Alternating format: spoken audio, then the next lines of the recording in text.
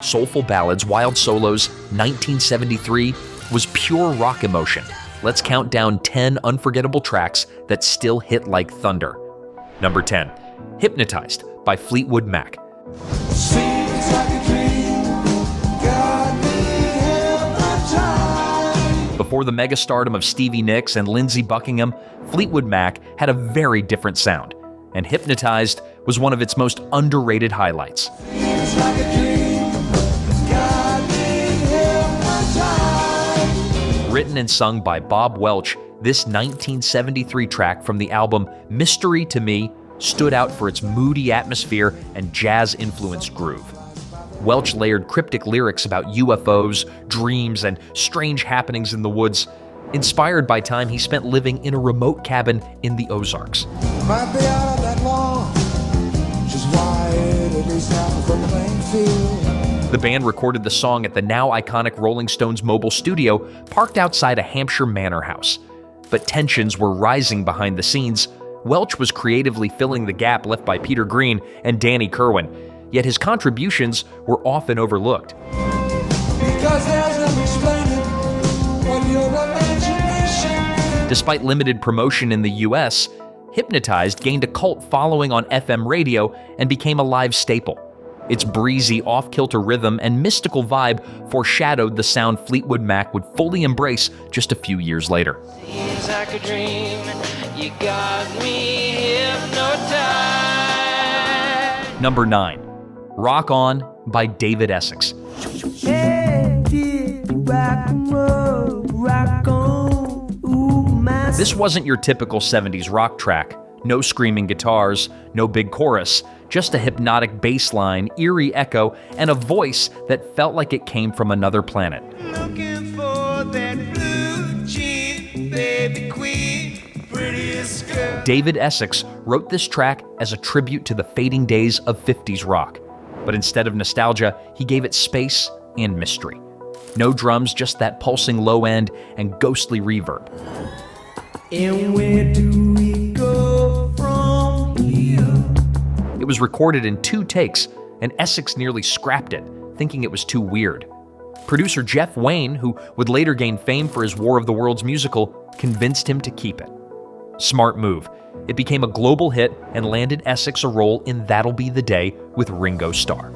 Ever seen? See us shake on the movie screen, Jimmy Dean. Fun fact, that signature bass line wasn't from a regular bass. It was a fretless, run through a phaser to create its warped underwater sound.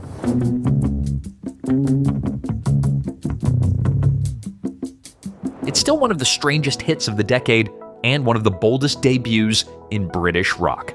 Summertime blues, jump up and down in your blue suede shoes. Hey. Number 8, The Ballroom Blitz by The Sweet.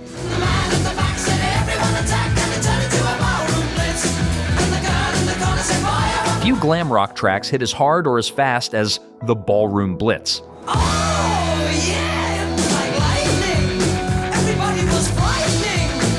Released in the UK in September 1973, the song was inspired by a real gig gone wrong, a show in Scotland where the Sweet were literally run off stage by flying bottles.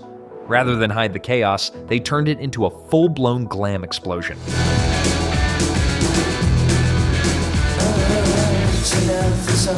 The track was written by legendary hitmakers Nicky Chinn and Mike Chapman, and it perfectly captured the wild energy of the glam scene. Pounding drums, over-the-top vocals, and guitar licks that felt like glitter-covered thunder.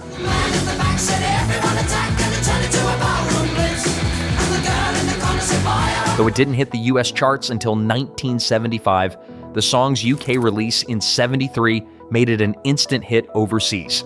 Its theatrical vibe and call-and-response intro made it a fan favorite and a live show staple.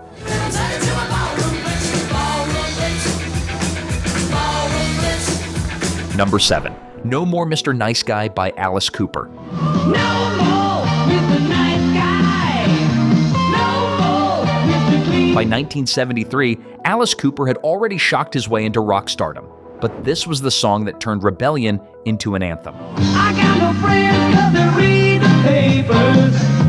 They can't be seen. The lyrics came from a personal place.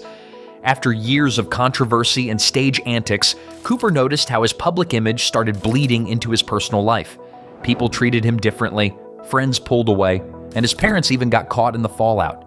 Instead of dialing it down, he leaned in. And I'm feeling real shot down, and I'm feeling mean. With sharp wit and a glam rock punch, no more Mr. Nice Guy was his way of saying, "I've heard what you think, and I really don't care."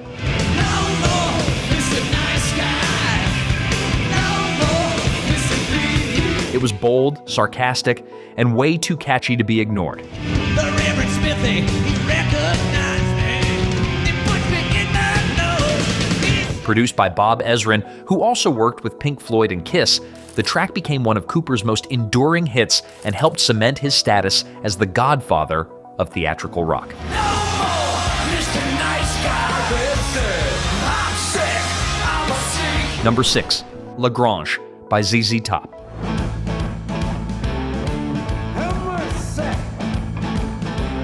Released in 1973 on Tres Hombres, this blues rock monster was ZZ Top's breakthrough, powered by a greasy boogie groove and a riff so raw it felt like it crawled out of a Texas roadhouse.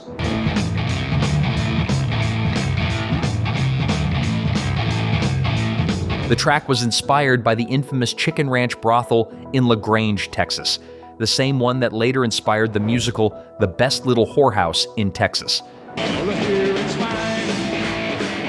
You've got the time, baby. ZZ Top never named it directly in the lyrics, but everyone in the Lone Star State knew exactly what they were talking about. Room out on the ridge, they got a lot of nice girls there.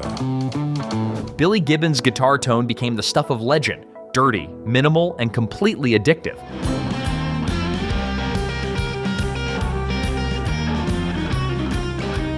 And that opening riff, it was built around a John Lee Hooker-style shuffle, but ZZ Top made it their own, laid back yet ready to explode at any second.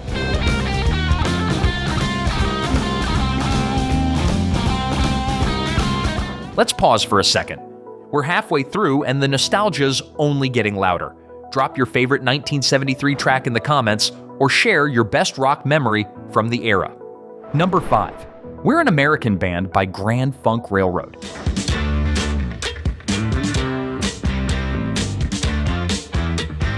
Some songs are built for the radio. This one was built for the road.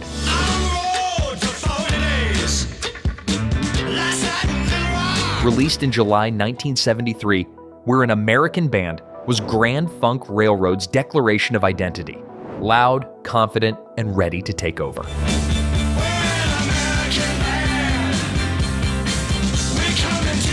It was their first single, sung by drummer Don Brewer instead of frontman Mark Farner, and the shift gave the track a harder edge. Sweet, sweet Connie, and to her act. She had the whole show, and that's a natural fact. The band had just teamed up with producer Todd Rundgren, who stripped back their sound and pushed them toward a leaner, tighter rock style.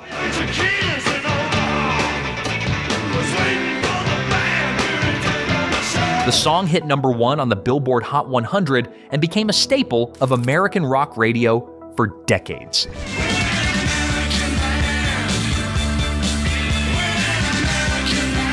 Number 4, Live and Let Die by Paul McCartney and Wings. In 1973, Paul McCartney had nothing left to prove, but he still managed to surprise everyone. Live and Let Die, written for the James Bond film of the same name, was the first rock anthem ever commissioned for the franchise, and it hit harder than anyone expected. McCartney wrote the track in just one day, teaming up with legendary Beatles producer George Martin. The result was a masterclass in dynamics. Soft piano verses, orchestral swells, and explosive rock sections that punched through the speakers.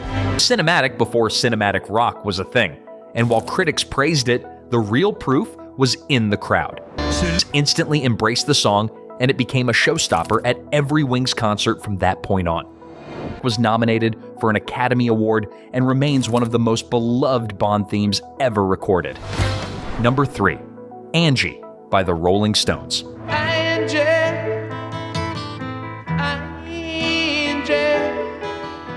This track wasn't what fans expected from the Stones, and that's exactly why it hit so hard. I still love you, baby.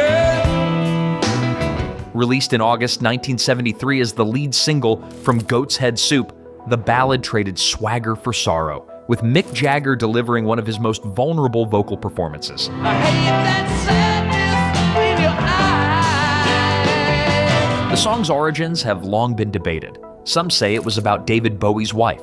Others claimed it was written for Keith Richards' newborn daughter. Richards later clarified the name Angie just fit the melody. The meaning was more emotional than literal.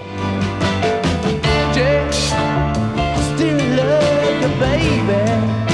What really made it land was the combination of Jagger's aching vocals and Nicky Hopkins' elegant piano work. No tricks, no theatrics, just heartbreak set to music. Everywhere I look, I see your eyes. Angie topped charts in the US, Canada, and Europe, giving the Stones one of their biggest global hits. You can't say we're never trying. Number 2, Dream On by Aerosmith. Every time that I look in the mirror. Long before Aerosmith became MTV icons, they delivered their first single, soft, raw, and unforgettable.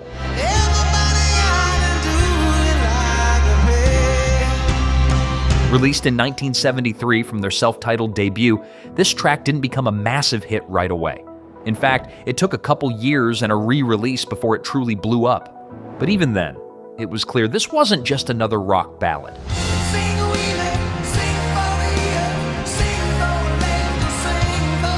Steven Tyler, just 24 at the time, wrote the song on a piano his father kept in the family living room. The lyrics came from his deep fear of time slipping away.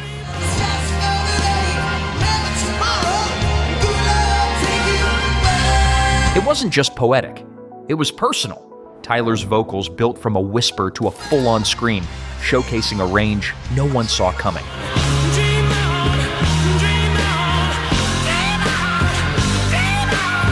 And that orchestral rise, it gave the track a haunting cinematic feel that stood out from the raw blues rock of the rest of the album.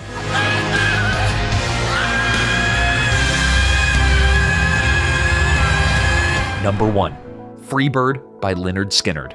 If I leave here tomorrow. It starts as a gentle goodbye and ends like a guitar-fueled wildfire. Released in November 1973 on their debut album, this wasn't just a song, it became a rock monument.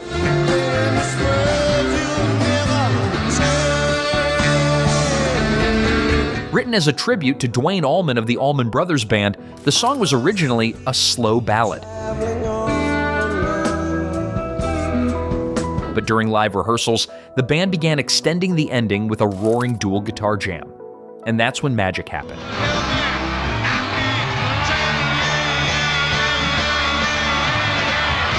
The now legendary solo section was crafted with precision.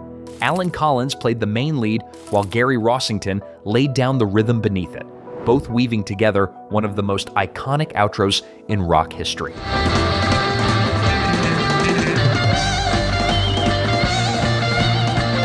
When it was first released, the full 9-minute version was considered too long for radio, but demand was so strong, DJs started spinning it anyway. I must be traveling on now.